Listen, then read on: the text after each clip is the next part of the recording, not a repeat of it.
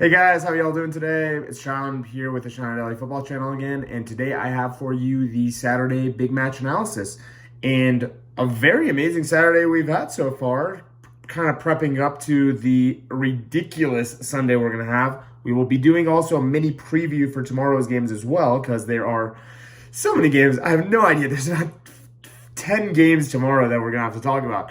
But today I want to highlight three real quick ones. We got to start in the Premier League with Watford going against Everton today at Goodison Park. I mentioned that I think Watford could get a point this game, and may I say, they impressed me so much. 5-2 in the end. Phenomenal result for Claudio Ranieri and that club to pretty much keep them relevant still. 10 points puts them pretty far off the relegation zone already. They're 6 points away from it, sitting at 14th. There are teams who are doing significantly worse than Watford at the moment in the season, and this kind of just proves it along. 5-2. They deserved the win. So much good composure up front from Dennis, from Joshua King. All around, I was very impressed with them. They took their goals fantastically well. They had some calm. They had confidence. And I think this is a very good showing to see what this Watford team can do.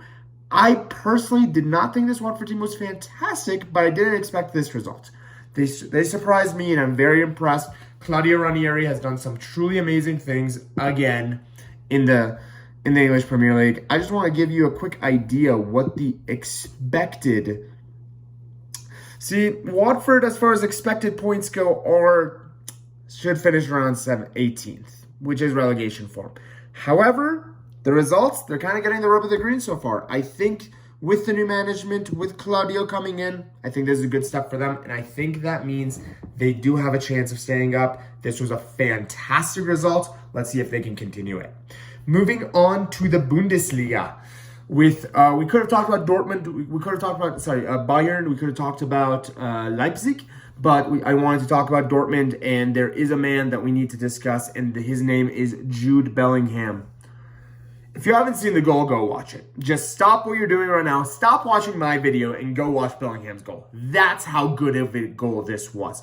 By himself, takes on three players, dribbles through them, chips the goalkeeper. Phenomenal goal. This player, it's scary to think what he can turn into. I think Manchester United almost signed him before he went to Dortmund. What a mistake it was to not get him, because he is a generational talent. How Gareth Southgate wasn't playing him during the Euros, I will never understand. He is an absolute dynamite of a player, and he's showing it every week. The Bundesliga is starting to get a little bit interesting. Dortmund and Bayern are only 1 point apart from each other, with Bayern obviously being a point ahead. But Dortmund, they're looking good. Freiburg, a little iffy so far. They were able to beat Wolfsburg today, and they are the only team in the Bundesliga who has not lost yet. Wolfsburg has a very, very bad decline on a 4-loss streak at the moment after that amazing start.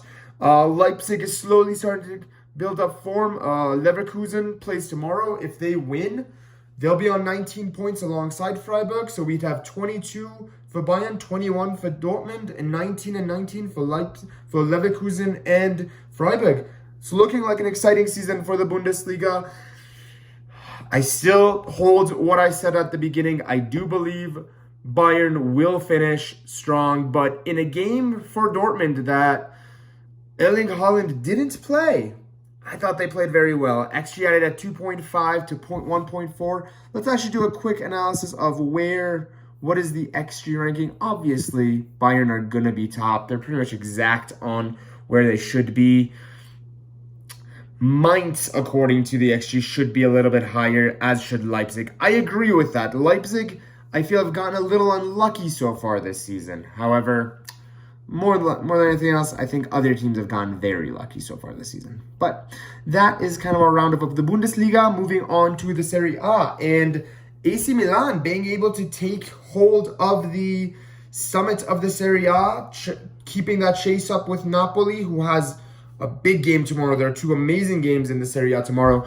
Currently, Milan, phenomenal win streak, phenomenal form from them, have only drawn one game so far this season against Juventus about 7 or 8 games ago, and have been just on a winning form, been able to grind out results even when it arguably hasn't been worth it for them or they didn't deserve it. This game, Bologna made them work for it. Bologna was down to 9 men at one point in this game, and the game was at 2-2.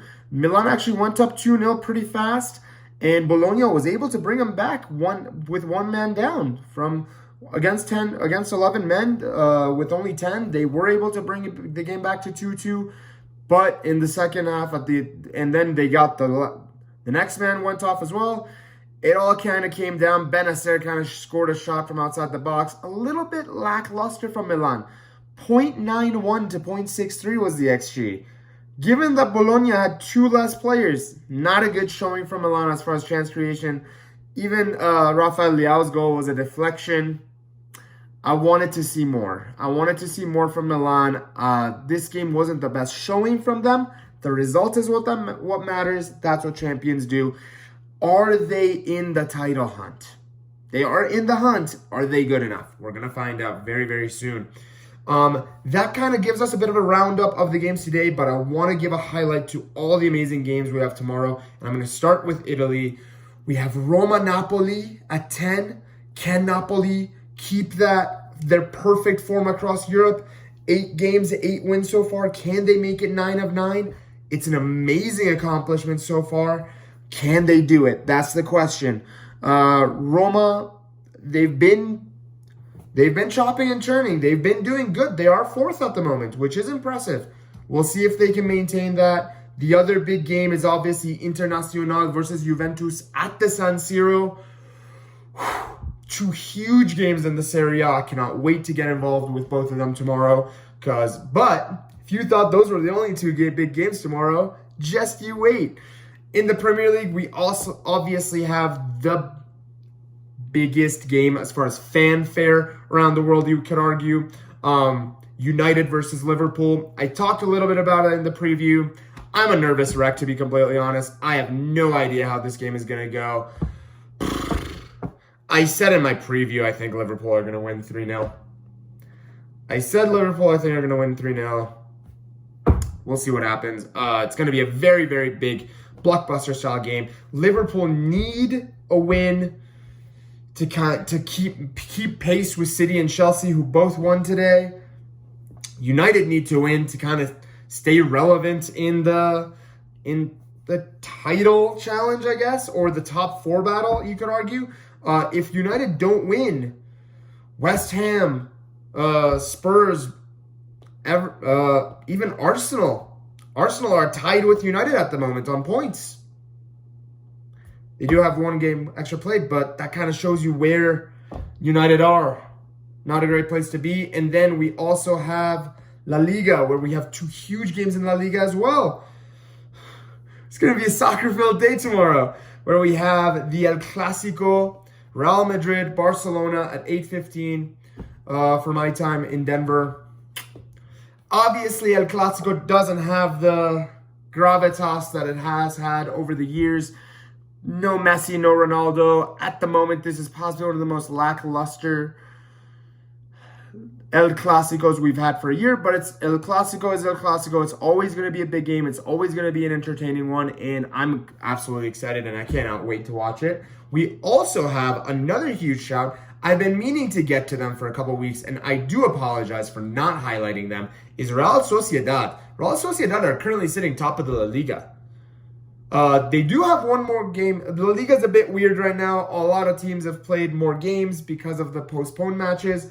Real Madrid and Sevilla, Atletico, Barca are all on 8 games. Most of the teams are on 9. A couple of teams are on 10. However, just being with 1 game advantage, Real Sociedad has 3 points above everybody else.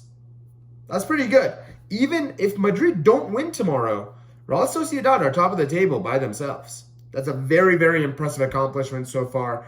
Obviously, it's been a lot of low-scoring games. Real Madrid has been the best team in La Liga, in my opinion. They've scored the most goals with 22. They've only conceded 10. Vinicius Jr. and Benzema have been possibly the two best players in the league. Atleti, they play Sociedad tomorrow. It's going to be a huge game. And we have so many games to talk about. 5 or 6 big games to talk about.